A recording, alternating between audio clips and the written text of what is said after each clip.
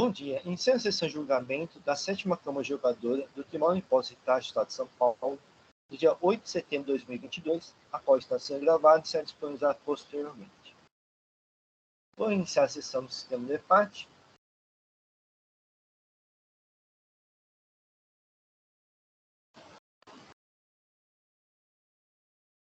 Muito bem, então vamos iniciar os trabalhos com o processo da Coremol Comércio e Representações Maia Limitada, recurso ordinário e de minha relatoria.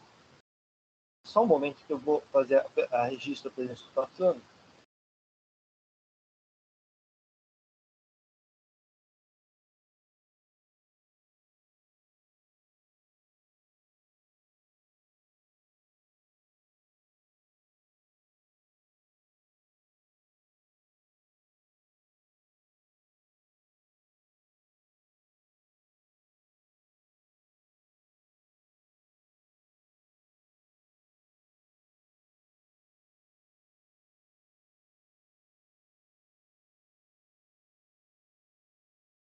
Muito bem, taxa de recurso ordinário são 3 acusações fiscais.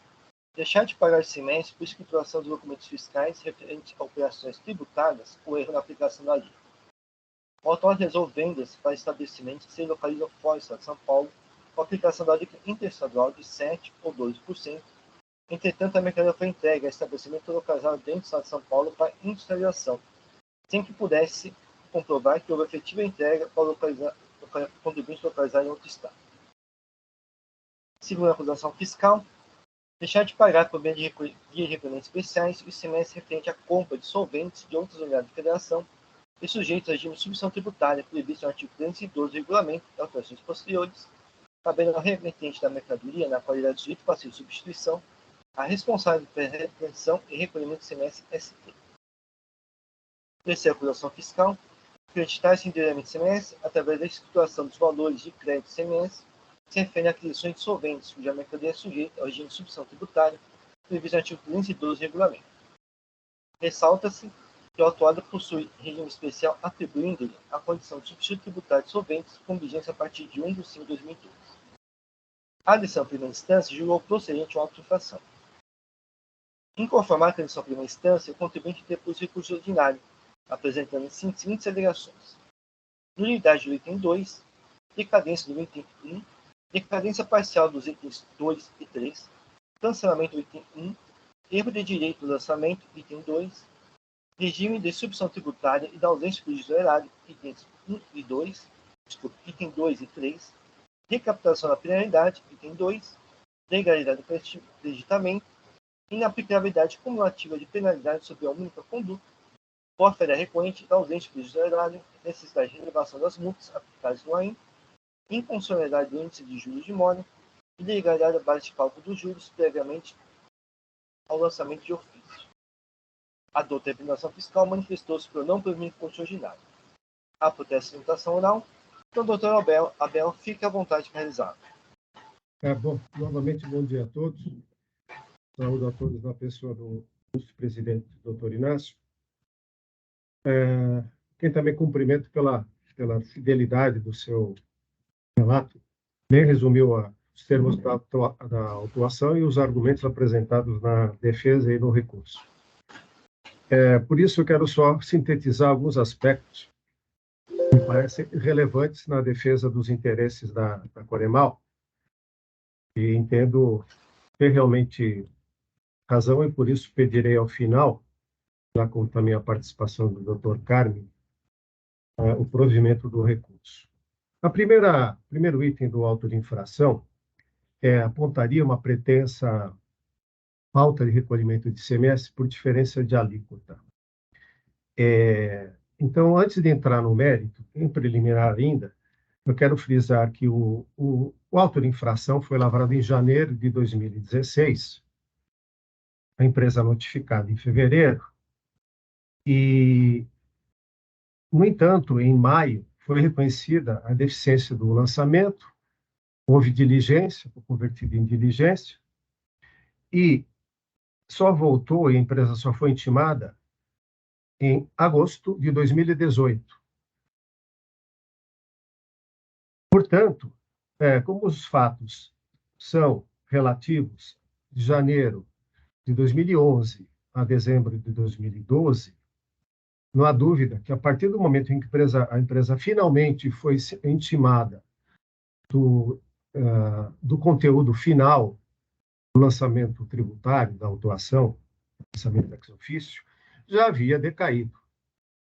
Eu não vejo como não se aplicar o artigo 150, né, no seu parágrafo 4º, e entendo também que não há que se, digamos, invocar o artigo 173, em seu inciso 1º do CTN. Então, não, o limite temporal imposto pela Constituição, pelo CTN, ele tem que ser respeitado. Senão, a qualquer momento, um auto de infração, a atuação da fiscalização pode ser retificada e assim se adia ad eterno os efeitos da decadência. Isso não pode prevalecer, o TIT não pode acatar esse tipo de entendimento. No mérito, com relação a esse item, a alegação é que não foi comprovada a entrega das mercadorias a outro Estado. E a minha afirmação é de que essa obrigação deveria estar no regulamento e não está. Nós estamos tratando aqui não de uma venda ou entrega para fora do Estado. É uma venda para fora do Estado que, por conta e ordem do encomendante de outro Estado, foi entregue em um industrializador dentro do Estado de São Paulo. Para isso, existe um capítulo próprio, que começa no artigo 406 do regulamento, e que é idêntico desde o Acordo Cinef de 1970. É estranho que um agente fiscal, né, e ainda desconheça esse capítulo da legislação. O 402 e seguintes tratam do tema, e o artigo 406, em particular, trata exatamente da matéria objeto da operação que foi autuada. O 406 fala que deve o fornecedor, que no caso é a Coremal autuada, emitir uma nota fiscal para o encomendante com o lançamento do imposto. O destaque foi feito, e como o destinatário, quer dizer, o autor da encomenda, fica fora do Estado, a Coremal não poderia ter feito a emissão de nota fiscal com destaque pela alíquota interna, porque o destinatário da operação contratada, que é de outro Estado, tem que receber com a alíquota interestadual. Eu não poderia ter debitado de outra maneira. E na remessa para industrialização, vai com suspensão do imposto. É assim desde 1970. Quando eu comecei nessa área a trabalhar na IOB, em 77, já era assim, não mudou uma vírgula. Então, na medida em que o industrializador recebeu com suspensão, ele não tomou crédito, obviamente, e ao fazer a remessa para fora do Estado do produto já industrializado, fez a emissão da respectiva nota fiscal com lançamento de imposto sobre o valor acrescido. Então, todo o imposto que era devido ao Estado de São Paulo foi recolhido. O valor final da transação de venda e depois da industrialização por encomenda gerou arrecadação para o Estado de São Paulo. Não há nenhum dano erário e não há previsão legal de que a Coremal deva, ela, apresentar qualquer tipo de comprovação da saída promovida pelo industrial. Como o industrial está no Estado de São Paulo, se houvesse dúvida, deveria o agente fiscal, e aquela diligência que foi feita, ter verificado se o industrializador, de fato, remeteu a mercadoria. Então, o conhecimento de transporte e tudo mais, quem tem que fornecer é o industrializador por encomenda. Mesmo assim, em ato de colaboração com o fisco, a Coremal juntou toda a comprovação de duas, em relação a dois clientes finais, um do Espírito Santo e outro de Minas Gerais. Então, essa comprovação está nos autos, e nós frisamos isso tanto na impugnação, que foi emendada já pelo Verano, quanto no nosso recurso ordinário. Então, toda a comprovação da entrega daqueles dois, que foram apresentados como uma amostra, né, como uma demonstração de que aquele industrializador, que é o mesmo, fez a entrega, ela está nos autos. Agora, não existe nenhuma obrigação legal, não está no 406 até o 409, nenhuma obrigação de o fornecedor comprovar a saída para fora do Estado. Operação que ele não praticou. Então, ele não pode ser responsabilizado por algo que não é da sua, que não tem previsão legal. E não sendo toda essa obrigação ex lege, não faz nenhum sentido, ainda por cima, aplicar uma penalidade. além da exigência de imposto, uma penalidade que, diga-se, foi aplicada por essa conduta duplamente. Eu falarei disso na sequência. Então, na medida em que não há como comprovar, embora tenha comprovado, que a mercadoria foi transportada desse industrializador para fora do Estado, e tendo, inclusive, o primeiro enquadramento sido recapitulado, voltou para diligência e tudo mais, eu acho que é uma questão fácil de se decidir quando se conhece esse capítulo do regulamento do ICMS, e, obviamente, não pode ser aplicada uma multa por uma obrigação que não tem previsão legal. O segundo item do auto de infração fala de mercadorias que foram recebidas pela Corimal, são os solventes que deram entrada na Corimal. Em relação a eles, o regulamento prevê, no mérito, né? O artigo 312 prevê subção tributária, só que a multa foi aplicada com base no inciso 3 do artigo 312, que fala que cabe a subção tributária ser feita pelo estabelecimento que receber a mercadoria. E, de fato, existe um regime especial nesse sentido, mas o ponto é que entende a contribuinte, nós sustentamos isso também, e aplica-se o inciso 2, e não o inciso 3 do artigo 312, posto que esse inciso 2 diz que cabe o recolhimento do CMS-ST ao estabelecimento, no inciso 3, cabe a qualquer estabelecimento que receber mercadoria de outro Estado, em hipótese não abrangida pelo inciso anterior, que é o inciso 2. E o inciso 2 diz que o estabelecimento de outro Estado, signatário dos convênios, sendo ele fabricante, importador ou distribuidor, a ele cabe o recolhimento. Então, ele deveria ter recolhido, né? Não recolheu, e, portanto, a despeito da redação estranha da autorização do regime especial, não há obrigação legal de que a empresa tivesse recolhido. Ademais, ela recebeu esse material e foi vendido com recolhimento de imposto. E o destinatário dessas vendas é sempre estabelecimento industrial. Não houve uma simples revenda.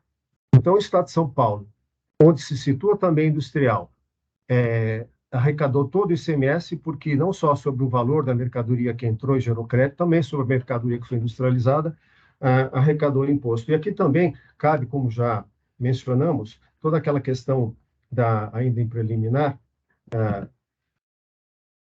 da decadência, já que as operações parcial em relação ao ano de janeiro e fevereiro de 2011, e isso também não foi considerado no julgamento de primeira instância. Por último, houve a glosa do crédito de CMS nessas operações interestaduais com solventes. Ora, se a empresa adquiriu a mercadoria com lançamento de imposto, não faz qualquer sentido glosar-se o crédito, já que a empresa promoveu uma subsequente saída tributada. Então, decorrência direta do princípio da não cumulatividade, o direito a esse creditamento. E a empresa teve aplicada a multa também em relação à glosa do crédito, que não faz sentido. Se ela recebeu a mercadoria e vendeu, entende o fisco que houve uma infração ao receber e não recolher e uma outra infração ao tomar o crédito. Mas o crédito foi pela entrada, não foi pela saída, obviamente. Há uma duplicidade aqui, tanto que o valor da multa chega a 150% do valor do tributo, o que não faz nenhum sentido, até pelo seu caráter confiscatório. Ademais, se pela mesma conduta entende que se aplicariam duas penalidades, é o caso do fenômeno da absorção, da consunção. Faz sentido aplicar-se essa duplicidade de penalidades num caso como esse, tendo o fisco já recebido o seu imposto. Quando a mercadoria foi revendida, pelo valor de venda, se pagou imposto. Então, o Estado não houve nenhum dano erário, não faz sentido essa aplicação. Antes das conclusões, eu pediria também o concurso aí do nosso estimado amigo Carme, tem aí uns reparos e umas conclusões a fazer em relação ao que já foi dito aqui. Bom dia a todos. Obrigado, doutor Abel. Eu acredito que todos os pontos de grande relevância da decisão já foi levantada pelo doutor. Mas eu queria só ressaltar, então, a questão, 3 pontos específicos. O primeiro deles é a questão da decadência, né? Existe uma súmula do STJ, o 622, que eu gostaria que fosse apreciado em relação à decadência, onde se determinou, o STJ chegou à conclusão de que, realmente, no caso de auto de infração, a data para contagem da decadência é a notificação do auto de infração, né? Então, existe um ponto que o auto de infração foi lavrado em janeiro, a notificação aconteceu em fevereiro. Então, ainda que no item 2 não se considerasse, se considerasse como a data da lavratura do auto, a gente já teria aí 3 itens decaídos, né? Mas a gente acredita realmente que a decadência contaria, então, a partir de 18, porque essa súmula do 622 diz que a constituição do auto de infração se dá com a notificação ao contribuinte. E a notificação, após a apresentação de documentos fundamentais para consolidar e configurar a infração do item 1, apenas se deu em 2018 e aí estaria todo o item decaído. Ainda que não tivesse todo o item decaído, pela contagem do 622, a gente teria aí janeiro e dezembro de janeiro de 2011 e dezembro de 2010 decaído, né? Eu acredito que esse é o ponto. Os itens 2 e 3, pela decadência, nessa contagem também teriam alguns itens decaídos, né? E a aplicação da súmula 10, que, na verdade, até então, na apresentação do RO, não existia aí, a gente não tinha essa súmula 10, o TIT não acatava a aplicação da Selic ao invés dos juros da 13.918, e, por fim, a questão da absorção das penalidades, né? O contribuinte obteve a Coremal obteve um regime especial que entrou em vigor a partir de maio. Pelo regime especial, a Coremal trataria a questão do recolhimento do imposto de renda de uma forma recolhendo o ICMS como substituto, né? E aí toda a operação, toda a cadeia estaria ok. No caso anterior a abril de 2011, 2012, na verdade, a operação foi tida como débito e crédito, como o doutor Abel levantou, ou seja, não teve nenhum prejuízo erário, né? E existe 2 penalidades por uma mesma ação, aí, por um mesmo fato gerador. Então, são pontos que foram levantados, eu queria só ressaltar, e gostaria que o presidente, doutor Inácio, e os demais julgadores levassem em consideração esses argumentos no momento do julgamento e do voto. Obrigado, doutores, era apenas isso. Agradeço ao doutor Abel e doutor Carmen pela sustentação oral. Então, vou passar meu voto. No tocante à alegação de nulidade do item 2, não assiste razão recorrente. Diversamente do alegado, a decisão recolhida não recapturou o item 1.2 do AIN, mas sim houve correção do item 2.3 do AIN, quanto aos dispositivos indicados na correspondência infringente. Então, transcrevo aqui a parte da decisão recolhida nesse sentido. A correção foi realizada pelo julgador nos termos legais estabelecidos no artigo 13, Lei 13.457, que eu transcrevi aqui no meu voto. Observe-se que a referida norma expressamente dispõe que a correção não é causa de nulidade, permitindo a reabertura do prazo para pagamento com desconto, mas não para a apresentação de nova defesa. Ressalte-se, como asseverou o julgador, não houve qualquer prejuízo à parte. Assim, não basta a alegação genérica que a correção efetuada infringiu o contraditório em ampla defesa, mas sim deve ser indicado e demonstrado prejuízo para tanto.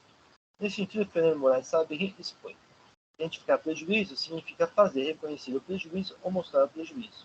Se não há identificação do prejuízo, não se pode afirmar sequer que existe um prejuízo. Justificar o prejuízo significa apresentar prova desse prejuízo. Não basta identificar o prejuízo que uma irregularidade pode causar. É necessário justificar esse prejuízo demonstrando o dano por ela causado. Como exposto do Dr. Alberto Pedigaek, no processo militar perante a Câmara Superior, enviava assim a arguição de ofensa contraditória e ampla defesa sem qualquer modificação consistente em amparar. O artigo 11 da Lei 13.457 dispõe que as incorreções ou omissões do auto de infração não acarretarão sua nulidade, podendo constar elemento suficiente para se determinar com segurança a natureza da infração e a pessoa do infrator.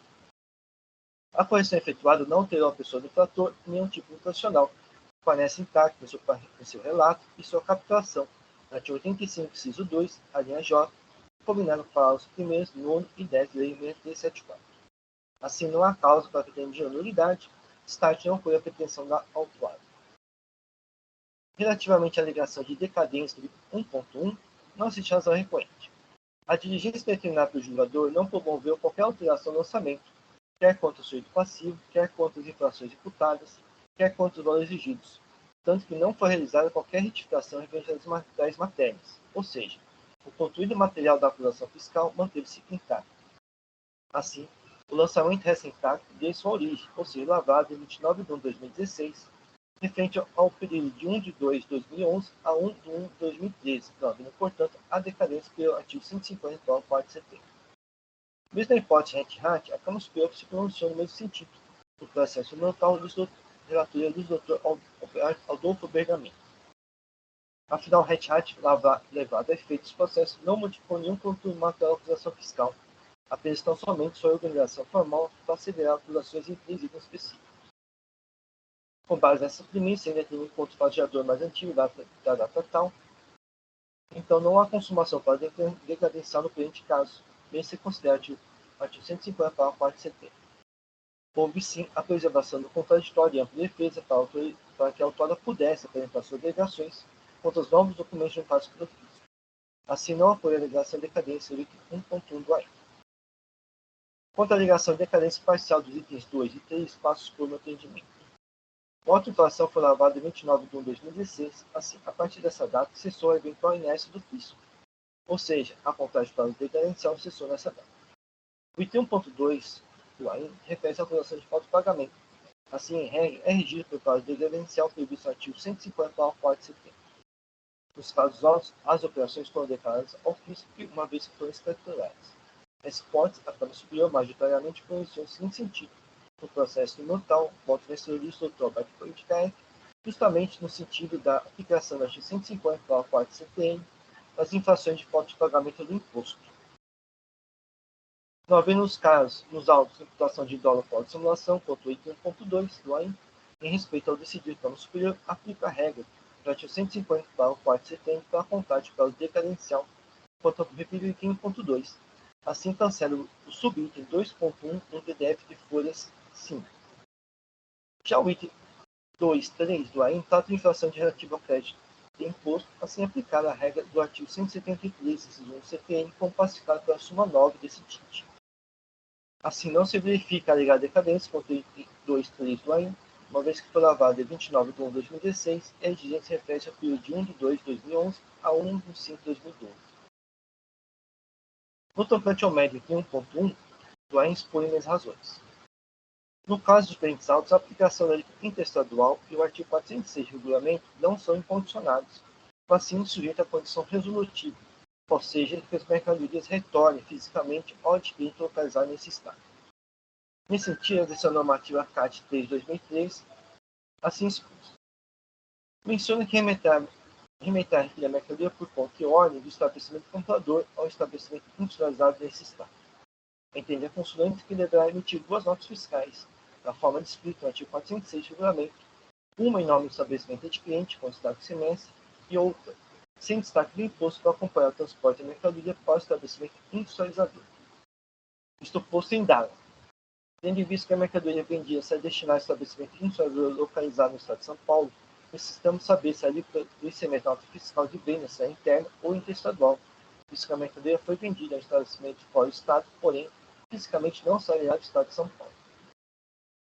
Diz ainda, na operação de venda de contribuinte de mercadoria a contribuinte localizado em outro estado, ainda que a entrega seja efetuada por conta e ordem do adquirente, diretamente no estabelecimento industrializador paulista, é aplicado a alíquota interestadual de 7% ou 12%, conforme o caso, desde que este promova retorno efetivo ao estabelecimento autor da encomenda do produto industrializado. Assim, o efeito jurídico definitivo da aplicação da alíquota interestadual somente se prefará quando se verificar o cumprimento da condição acima, caso contrário, não terá eficácia.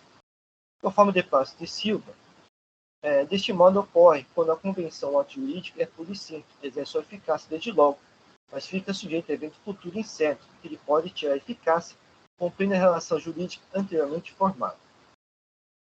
Assim, não havendo retorno real e efetivo ao estabelecimento autor encomenda do que industrializado, a aplicação da interestadual perde sua eficácia, com a aplicação da dívida interna, posto que as mercadorias nunca saem do Estado de São Paulo.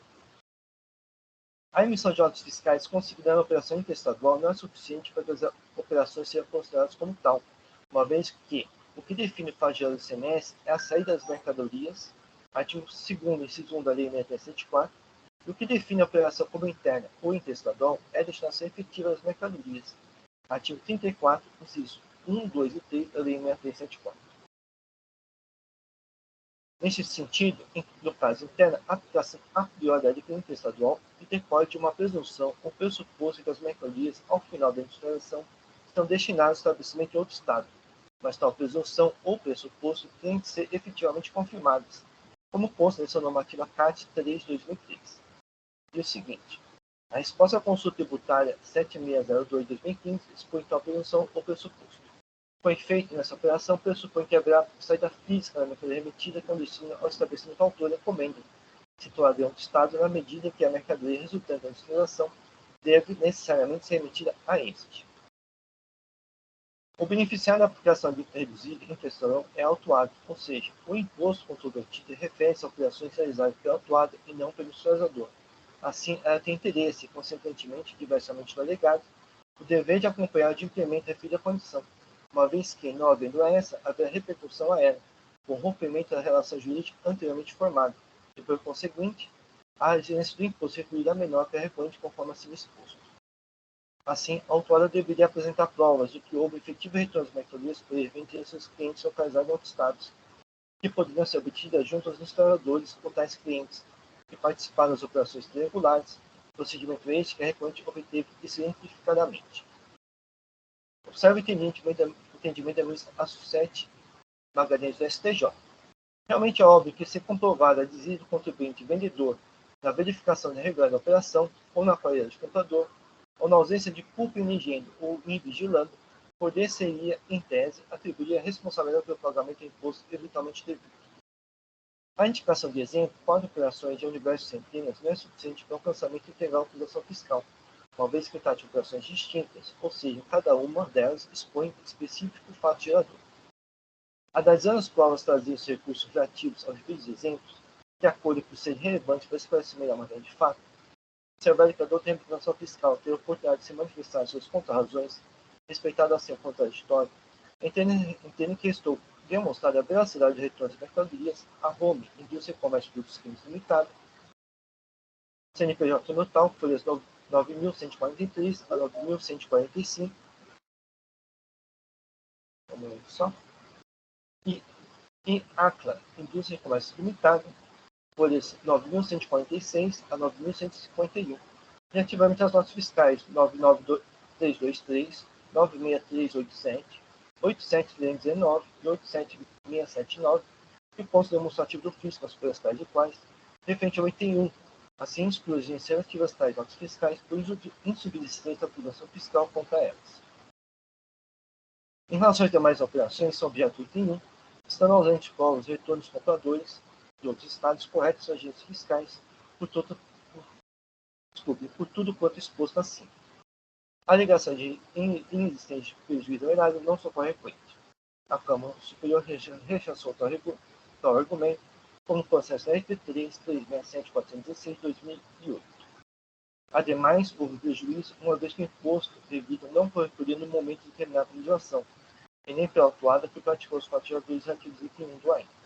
Observe que, como exposto, a dívida reduzida no presente caso é condicionada, e o artigo 6º da Lei 6374 supõe que, quando o benefício fiscal depender de requisitos ser preenchido e não seja satisfeito, o imposto é considerado devido a partir do momento em que tenha ocorrido a operação ou prestação. Relativamente à alegação de erro de direito do lançamento contra o item 2 do AIN, não assiste razão recorrente. Os incisos 1 e 2 do artigo 312 do regulamento definem o estabelecimento que, em regra, é obrigado à retenção antecipada do imposto. No entanto, não houve tal retenção do filho responsável localizado no Estado, assim, o estabelecimento recebedor da mercadoria desse Estado fica obrigado a tal retenção, de acordo com o inciso 3 do artigo 312 do regulamento.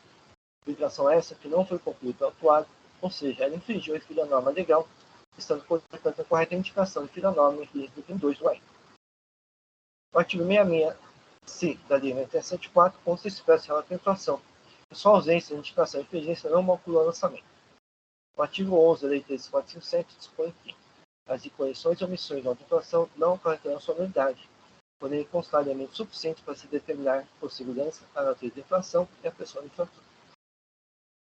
A natureza da infração e a pessoa do infrator estão bem determinadas, ou seja, a falta de pagamento de semestre livre de retenção antecipada por parte do autuado que recebeu as mercadorias dos estados sem fim da retenção. A recorrente bem compreendeu a obrigação fiscal e também bem se defendeu dos fatos imputados, não havendo, portanto, qualquer prejuízo à defesa. Assim, faço a inclusão do artigo 66C da Lei 974 no campo infringência do item 2 do AIN, conforme permitido pelo caput do artigo 13 da Lei 13457, ressalvando a possibilidade do autuado efetuar o pagamento do débito fiscal no prazo de 30 dias contado da intimação, com desconto igual ao que poderia ter usufruído no decurso prazo previsto pela intenção da defesa, conforme para o primeiro do referido dispositivo legal. Quanto às alegações relativas ao regime de submissão tributária e da ausência de juízo do erário, itens 2 e 3, não se razão recorrente. Aduz ao autuado que vende solventes que não são revendidos por seus clientes, mas consumidos em seu processo de industrialização. As normas que excetuam a aplicação de retenção antecipada de citados recorrentes somente se aplicariam caso a autuada fosse quem utilizasse mercadorias como insumo de industrialização.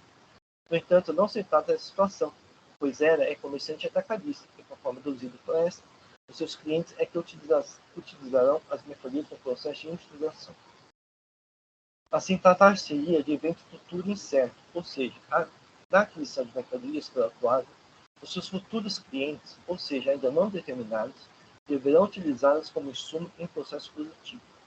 Nessa situação, não há norma que prevê exceção à aplicação da retenção antecipada, ou seja, a norma geral determina a atual retenção e deve ser assim aplicada. Caso os clientes, de fato, utilizem as mercadorias com retenção antecipada, terão direito ao crédito fiscal previsto no artigo 272 do regulamento. A resposta à consulta tributária 180/99 de 2018 corrobora a exigência do item 2 do AIN. Eu transcrevi aqui no meu voto e vou citar só os trechos mais importantes. Com relação à dúvida apresentada no item 2.3, é importante esclarecer do início que o contribuinte da operação relativa ao imposto recolhido antecipadamente é a própria constituinte, sendo apenas a condição de substituto tributário atribuída pela legislação ao remetente. Nesse sentido, o artigo 66C da Lei 974 estabelece que a sujeição passiva de substituição não exclui a responsabilidade subjetiva do contribuinte pela liquidação total do crédito tributário, observado o procedimento estabelecido no regulamento, sem prejuízo da finalidade cabível por falta de pagamento de imposto. Relativamente ao item 3 do AIN, conforme exposto, as aquisições de mercadorias deveriam ter imposto retido antecipadamente. Assim, não é admissível o creditamento do imposto, uma vez que o imposto da operação interestadual antecedente é computado para cálculo do imposto exigido pela antecipação. A legal ausente de prioridade não é sucedânea para afastar a agência fiscal. A Câmara Superior tem rechaçado também tal argumento e a lei de prejuízo com o processo de EP3 367.416 de 2008. Ademais, houve prejuízo por retenção antecipada do imposto para os autos e a obrigação recorrente, em sendo devida deve haver recolhimento montante, na forma e no momento determinados pela legislação, e não no montante, na forma e no momento pretendidos pelo autuado. Observe o entendimento do Dr. José Rosa no Câmara Superior no processo notável. Aceitar que o contribuinte possa efetuar o lançamento de forma não indicada na legislação, estabelecimento de forma peculiar de operação ao seu albedrio, e opor no ofício a obrigação de compensação de valores, e a tornar a letra morta a agência do recolhimento por direito especial. O destaque não foi a pretensão recorrente. No tocante à relegação de recapitulação da penalidade, item 2 não assiste razão recorrente. Diversamente ao alegado, não houve falta de pagamento, ou seja, o ICMS relativo à saída subsequente, conforme determinado artigo 312 do regulamento. Como já exposto no item 6, se volta a retenção antecipada do imposto determinado pela norma acima, é obrigação recorrente, em sendo devida, deve haver recolhimento do montante na forma e no momento determinado pela legislação, e não no montante na forma e no momento pretendido pelo autuário. Assim, caracterizar a infração de falta de pagamento da obrigação principal, descabe a pretensão de aplicação da sanção relativa à prevista no artigo 85, inciso 4, a linha G, que trata de descumprimento de obrigação formal sem juízo de imposto. Quando destaque não foi a pretensão recorrente. Relativamente à alegação de ilegalidade do creditamento, também não existe razão recorrente. Conforme exposto no item 6 desse voto, restou demonstrada a procedência do item 2 do AIN. Observe-se que, com a qual vigência do item 2, já foi descontado o ICMS relativo às operações de compras interestaduais e que ensejaria crédito autuado, conforme demonstrativos de folhas 2221 e 2023. Assim, foi respeitada a não cumulatividade do imposto. Ainda como exposto no item 6 desse voto, caso os clientes autuados de fato utilizem mercadorias com retenção antecipada, teriam direito ao crédito fiscal previsto no artigo 272 do regulamento, também respeita a não cumulatividade do imposto.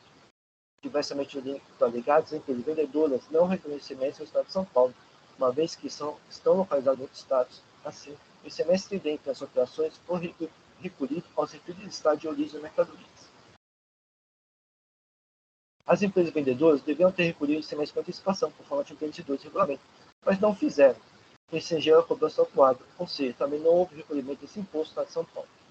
Assim, diversamente do alegado, não há enriquecimento ilícito ou hilário, pois o imposto rendente de operações de compra foi descontado de agência fiscal, ou seja, haveria lesão ou hilário se o procedimento do crédito relativo ao imposto que foi descontado de agência fiscal. Está tirando coisa de pretensão não autuada. Outra alegação de inaplicabilidade cumulativa de penalidade sobre a minha conduta não assiste à razão recorrente.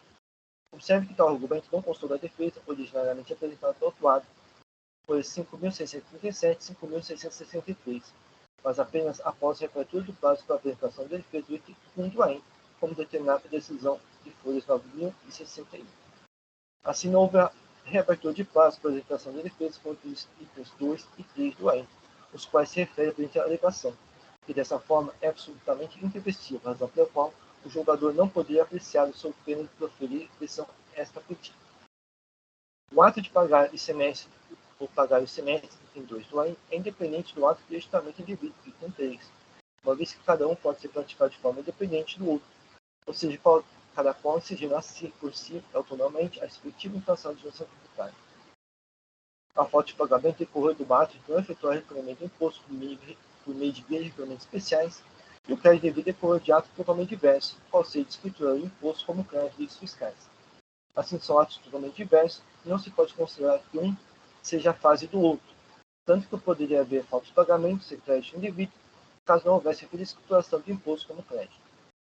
Ainda, mesmo que houvesse o pagamento do imposto de item 2, o creditamento indevido persistiria, pois, como exposto no item 8 desse voto, para cálculo dos dias do referido item 2, é descontado o ICMS relativo às operações de compras interestaduais, e que se geraria o crédito ao recorrente, em respeito à não cumulatividade, assim como a alegada acumulação de penalidades.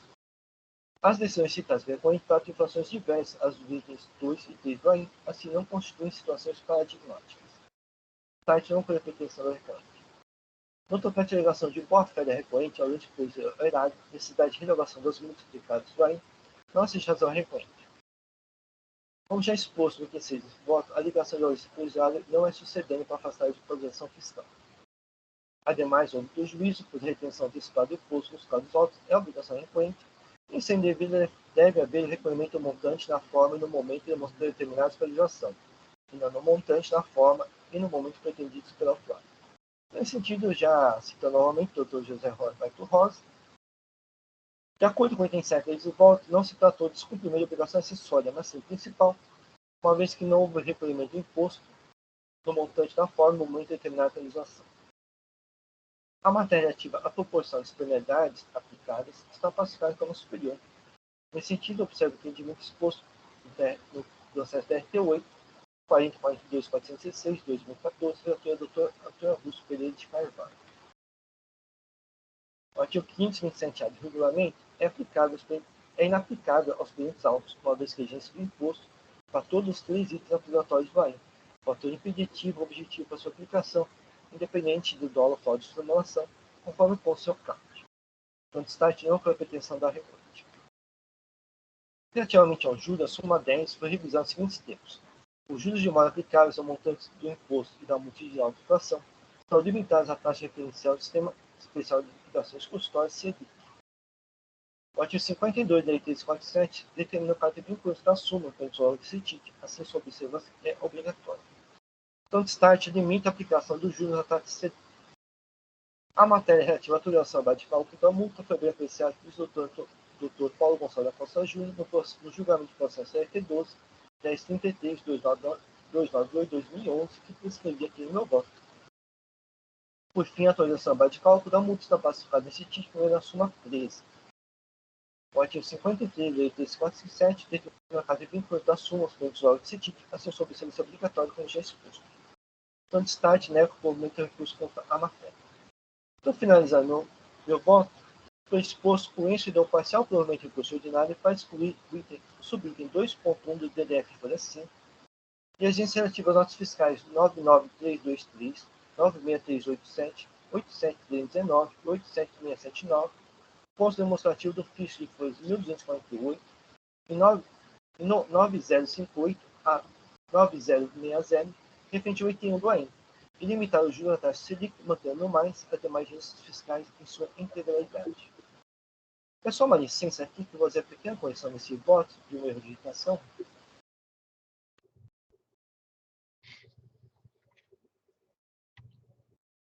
Um momento aqui que o sistema de empate ele caiu.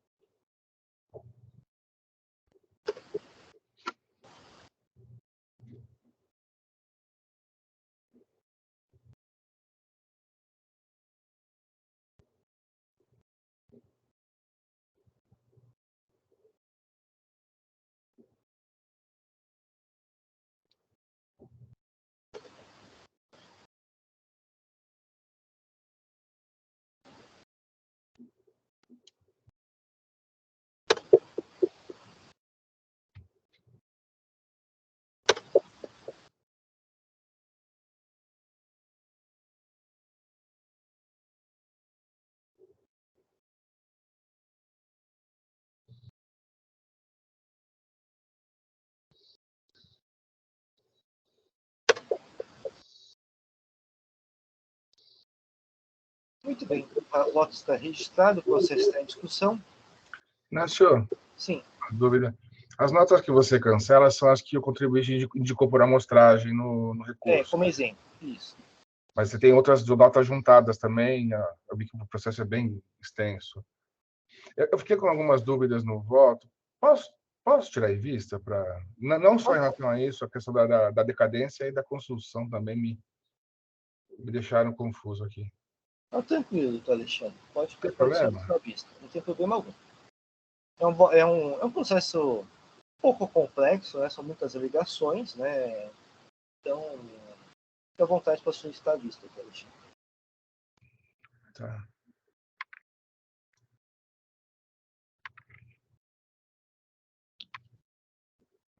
Eu acho que já... Só.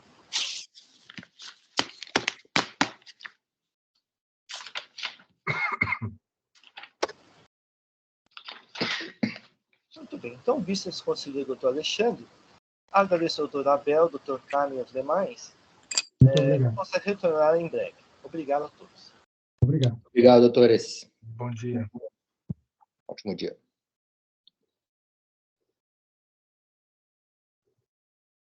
Inácio, Oi. o doutor Paulo mandou mensagem para mim agora durante o julgamento. Sério. Ele não conseguiu resolver a questão técnica do computador, ele não conseguiu acessar o sistema de empate. Ele perguntou se poderia realmente fazer a retirada de pauta e marcar para a outra sessão, né? Muito bem.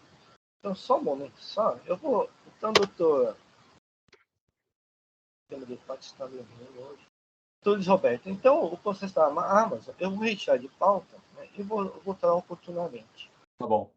Agradeço assim a paciência, peço Imagina, acontece. O sistema não se preocupe.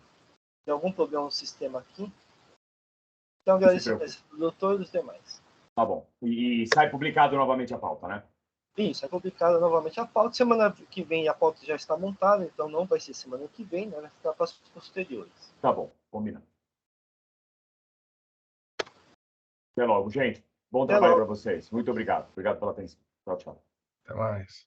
Só um momento aqui, meu sistema de parte para mim está instável. O meu travou, tá girando. O meu aqui tá. A tela não está aparecendo direito. Voltou.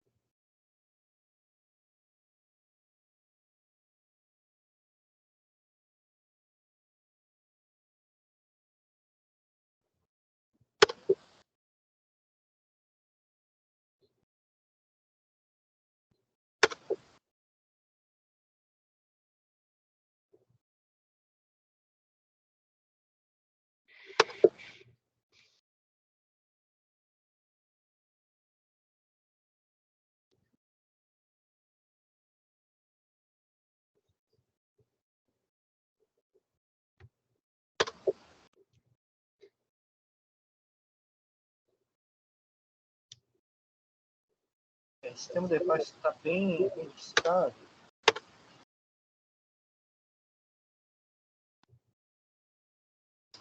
Já aparece como encerrado, doutor Inácio. Tá. Só estamos vendo a sessão ainda. A sessão ainda está aberta, né? Mas os dois processos já encerrados. Isso. Tá. Isso. Eu estava tentando. Eu iria colocar alguma observação aqui na ata. Despacho da sessão aqui? Isso. Só para registrar o problema do Dr. Paulo e justificar sua ausência, Justo, mas só que aqui o meu sistema está muito instável.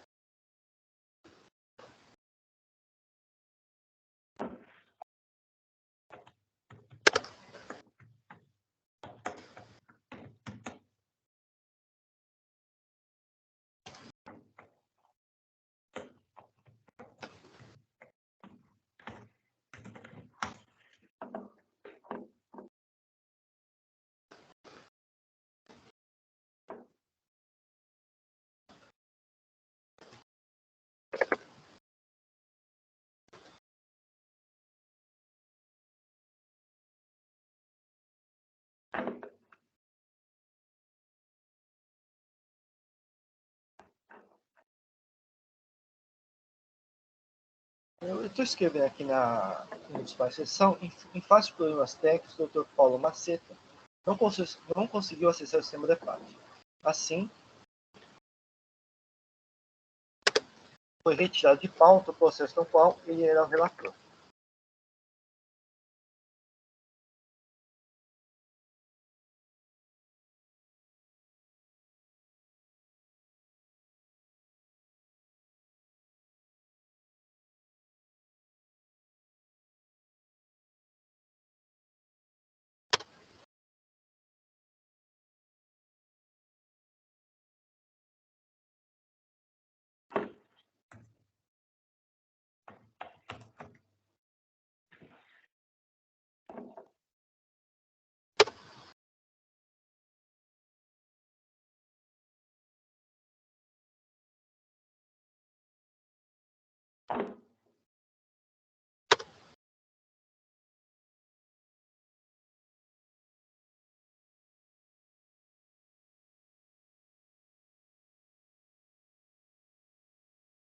Por favor, verifique se houve o encerramento da sessão de julgamento, Dr. Fabio. Sim, já saiu a ata, então a sessão já encerrou. A ata saiu, acho que agora está tudo em ordem. Tá bom, então. Então, com isso encerramos a sessão de julgamento dessa 7ª Câmara Julgadora, no dia 8 de setembro de 2022. Agradeço a presença de todos. Podemos encerrar a gravação.